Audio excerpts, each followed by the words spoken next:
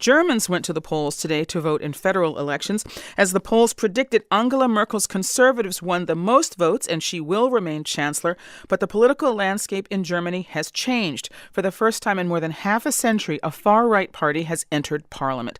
For more, I'm joined now by reporter Esme Nicholson. She's in Berlin. Esme, thanks so much for speaking with us. Thank you for having me. So Angela Merkel wins another term, but I understand that her party did not do as well as she might have hoped. That's right, Michelle. Although Merkel's Conservative bloc got the most votes, it was actually their second worst result since the end of World War II. They got roughly 33% of the vote. Well, that's what the initial results are saying now.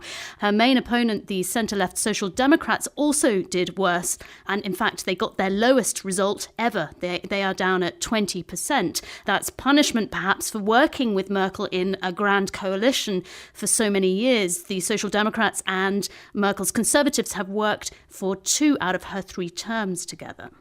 And I understand that the populist anti-immigrant party, the AfD, did better than expected. Yes, they did. They came in at 13%, which puts them in 3rd place. And this is significant. It actually means for the very first time in more than 50 years, there's going to be a right-wing party in the Bundestag, in the lower house.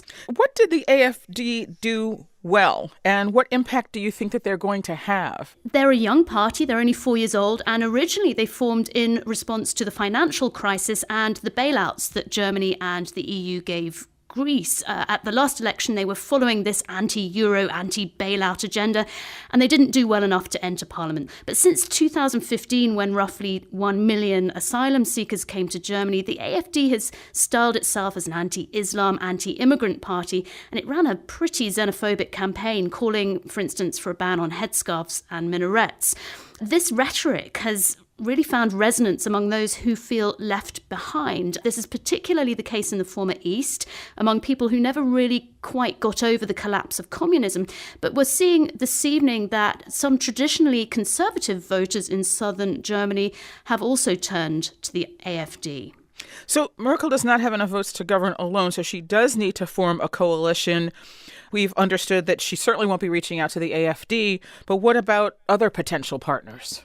It looks as though Merkel really only has one option, and that is to form a 3-way partnership with the pro-business libertarians and also with the Green Party. So considering this, Merkel has got her work cut out because the Greens and the libertarians, they don't share that much common ground. That said, it wouldn't be beyond Merkel to broker such a coalition. We know she's very good at fostering and forging consensus. We see that on an international level. I think we'll see this on a domestic level.